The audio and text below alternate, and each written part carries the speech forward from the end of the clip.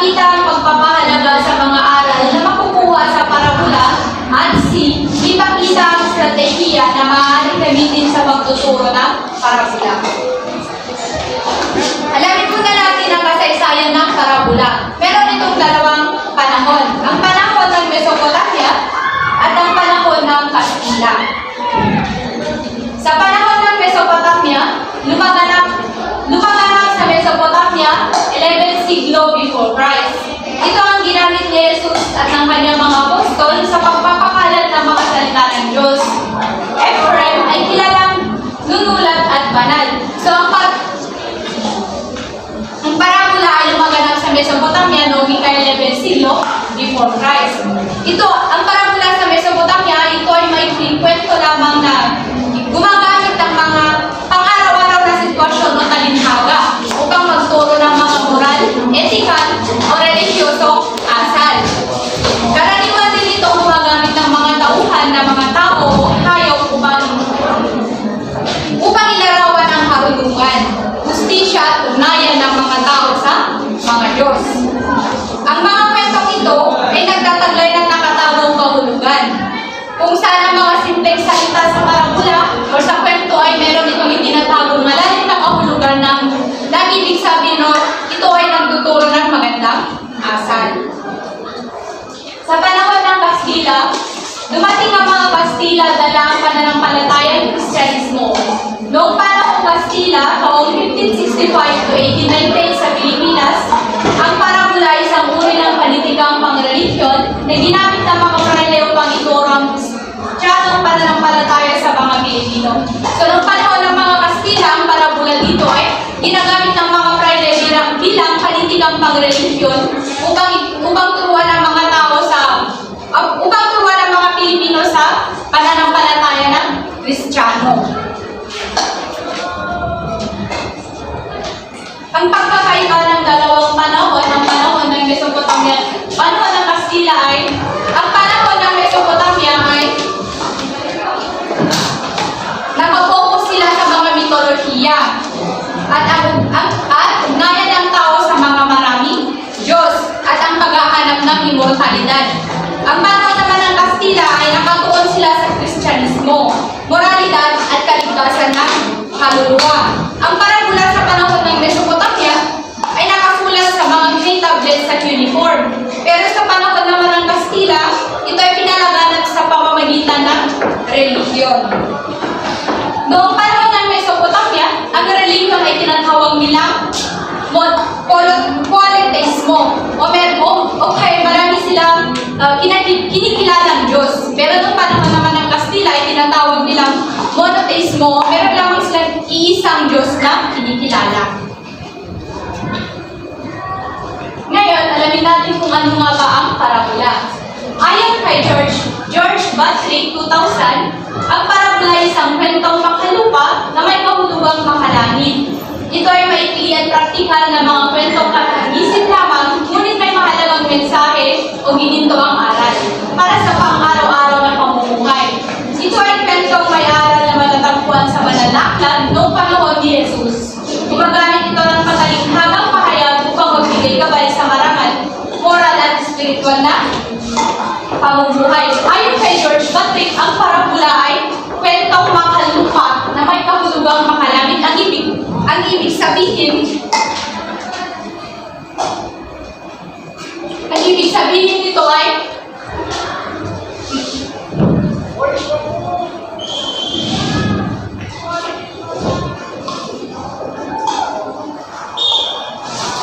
sabihin nito ay gumagamit ito ng mga simpleng sitwasyon sa buhay upang ipakita ang mas malalim na moral at spiritual na aral.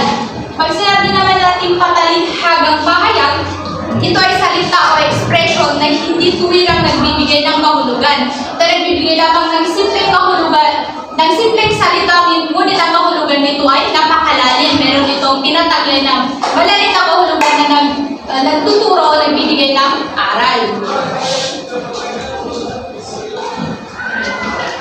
Ang mga parabula noon ay ginagamit upang maimulat sa tamang pag-uugali ang ating kabataan, lalo na sa tamang pagkikitungo sa kapwa. Sa paglipas ng panahon, naging kwentong pambata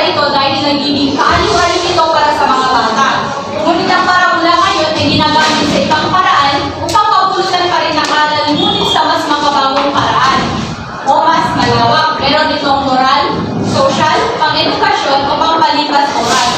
Pwedeng tungkol sa pamilya, lipunan, kalikasan, teknolohiya at kabataan. Ito rin ay isinusulat sa wikang Pilipino o Ingles. Minsan may modernong Islam o teknikal na salita. Ang mga parabola noon at ngayon ay parehong nagtuturo ng magandang asal at aral. Ngunit ito ay may pagkakaiba sa pamamaraan. Noon, madalas itong hango sa banal na kasulatan at tradisyonal na metafora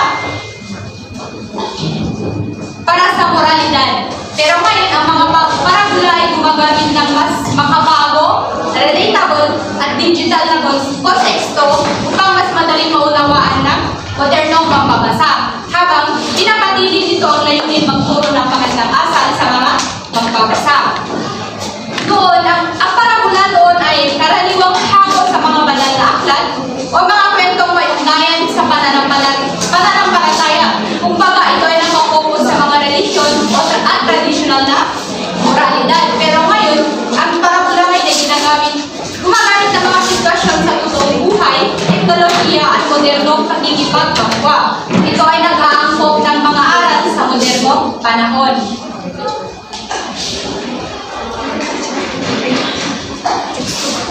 Ito ang nabuo naming definition ng parabola base sa aming mga sources. Ito ay salitang Latin na kung saan nagmula sa salitang Greek na parabol, ibig sabihin ay paghahambing. Ang parabola ay isang makalupang pagsulat na may nakatagong makalangit na kahulugan. Isang salita ng Diyos na bumubula sa hindi kanais-nais na katangian ng isang tao. Ginagamit ang parabola upang ikumpara ang bagay o sitwasyon sa totoong buhay. At sa pamamagitan ng paghahambing na ito, ipapakita ang aral na dapat matutunan. Kaya sinabing paghahambing dahil ang mga sitwasyon na nakikita nila ay kinukumpara nila sa ang sitwasyon noon ay kinukumpara nila sa sitwasyon ngayon, pero gumagamit sila ng ibang paraan at ito na ang tinatawag na parabola. Kung ikukumpara natin, ang parabola ay parang salamin. Pinapakita nito ang pagkakaraniwang pangyayari sa buhay, ngunit sa likod ng mga iyon ay may nakabaong aral na nagtuturo ng kabutihan. Ngayon, anong napapansin ninyo sa mga larawan na ito?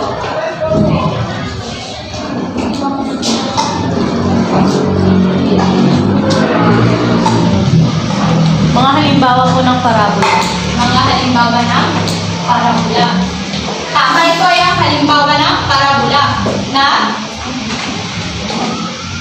at ito ay aaralin natin mamaya.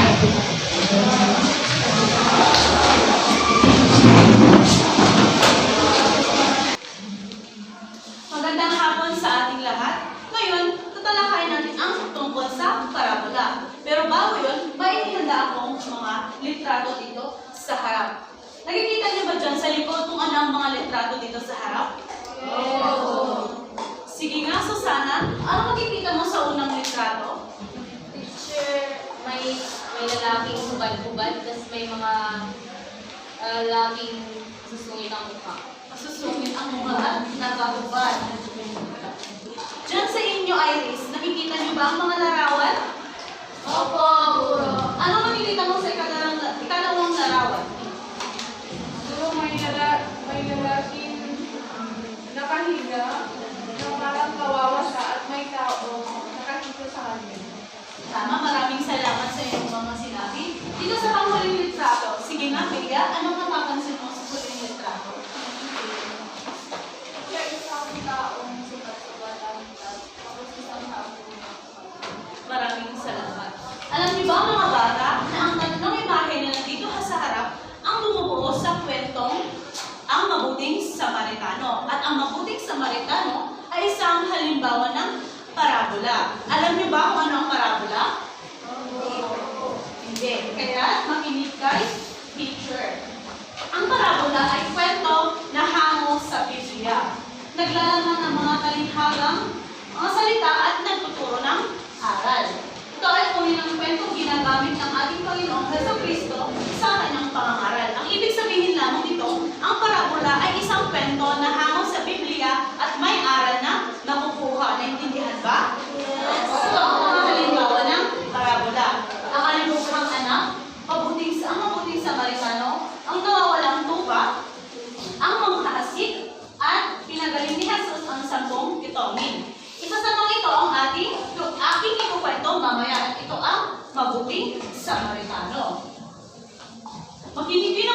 dahil mamaya ay maglalaro tayo ng isang tinatawag naming rolyo repolyo. Ang bawat dahon ng repolyo ito ay naglalaman ng mga katanungan. Kahit makinig kayo sa aking kwento dahil mamaya magkakaroon tayo ng isang aktibidad. Ngayon, ikukwento ko ang mabuting Samaritano. May isang lalaki na naglalakbay mula sa Jerusalem papuntang Jericho. Habang siya ay naglalakad sa daan, siya ay inatake ng mga magnanakaw. Kinuha nila ang kanyang mga gamit, sinaktan siya at iniwan siyang nakahandusay sa tabi ng daan na halos hindi na makagalaw. Habang siya ay naroon, may dumaang isang pare. Nakita niya ang sakatang lalaki, ngunit pinilit niyang umiwas at nagpatuloy sa kanyang paglalakad. Sumunod naman na dumaan ang isang Levita. Nakita rin niya ang lalaki, ngunit hindi niya pa rin ito tinulungan. Pagkaraan ng ilang sandali, may dumaan na isang Samaritano. Kahit na hindi magkasundo ang mga Samaritano at mga Hudyo noon, naawa siya sa lalaki. Kaya, tinulungan niya ito, lumapit siya at tinulungan ito. Nilinis ang mga sugat ng lalaki dahil sa pagbubugbog at pagkatapos ay isinakay niya ito sa kanyang asno at dinala sa bahay panuluyan. Kung ang tawag noon ay bahay panuluyan, ano naman ngayon? Hotel. Hotel. Maraming salamat. At bago siya umalis, nag-iwan siya ng pera sa may-ari ng bahay panuluyan at sinabi na alagaan ang sukatang lalaki. Nangako rin siya na babalik ito at babayaran kung ano man ang nagastos sa pag-aalaga. At doon nagtatapos ang kwentong ang mabuting Samaritano. Bago tayo magkaroon ng aktibidad na sinabi ko kanina ay akin munang ituturo kung ano nga ba yung mga elemento ng parabola. Ang unang elemento ay ang tauhan. Ito ay mga tao o hayop na gumaganap sa isang kwento. May nakita ba kayong mga tauhan kanina sa kwento? Yeah, meron. Ang tagpuan ay ito ay lugar at panahon na kung saan nangyari yung kwento. At ikatlo, ang banghay o ang pagkasunod-sunod ng mga pangyayari o bumubuo sa kwento o parabola. At ang huli ay ang aral. Ang aral ang pangunahing tema o aral na nais pabatid ng kwento o parabola. Naintindihan nyo na ba? Ngayon, meron akong sinabi kanina ang rolyo repolyo. At ang gagawin natin ay, binigay ko kay Rose J, yung repolyo, at siya ang unang magbubunot ng dahon at babasahin yung mga tanong at pagkatapos niyang sagutan ay dito ako bubunot ng mga numero. Kung si Rose J ang unang numero, si Pamela ang ikalawa, si Bianber itatlo, si Arjoy ang kaapat at sunod-sunod na hanggang sa matapos yung mga sagot. Naintindihan ba? Yes po. Sige nga, Rose J, ikaw ang unang numero. Ano yung katanungan natin? Paano tinulungan ng Samaritano ang batang lalaki? Paano niya tinulungan yung magbubog doon sa kwento kanina? Teacher, dinala niya sa bahay panuluyan. Maraming salamat, Rose J. Ang tinulungan ng Samaritano ang nabugbog, ginamot niya ang mga sugat at dinala sa bahay panuluyan. Ang unang ko ay number 3. Kung si Rose Jane ang number 1, si Pamela ang number 2, si Bianber ang number 3. Sige nga, Bianber, bumunot ka ng dahon.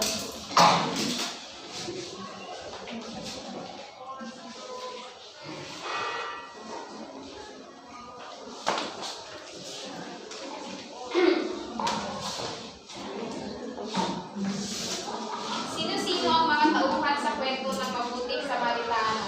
Guro, Samaritano at ang pari ko. Maraming salamat, Bianber.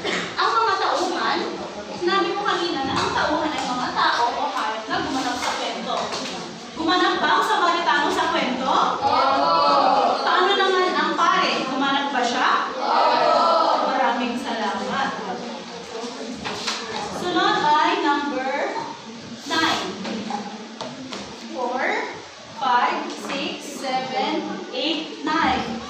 Daryl, bumunot ka nga dito sa record.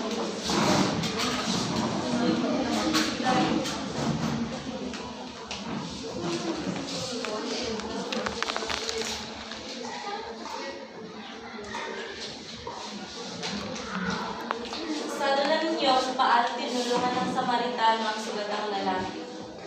Sure, nung nakakayando sa po yung Samaritano is tinulungan niya pong linisan ng mga sugat niya. Then, pinunta niya po sa bahay panuluyan para makapagpahinga yung Samaritano at hindi niya hinayaan. Maraming salamat, Daryl.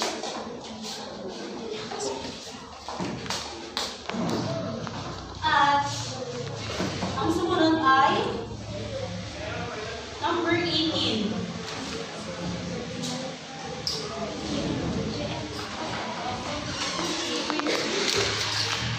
Oo, yes, Queenie, ikaw ang number 19. Maaari ka pang bumunot ng isang dahon at sagutan ang mga katanungan dito.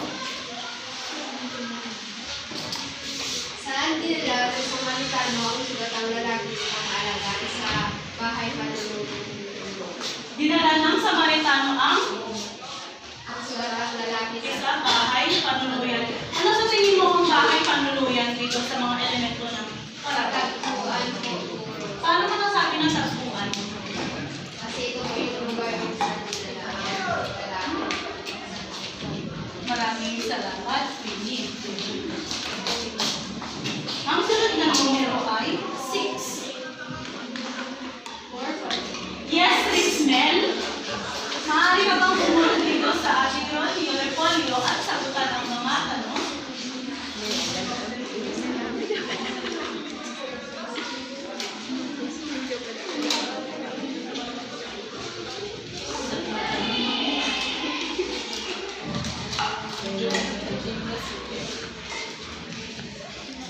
Ano ang nangyari sa lalaking naglalakbay sa daan?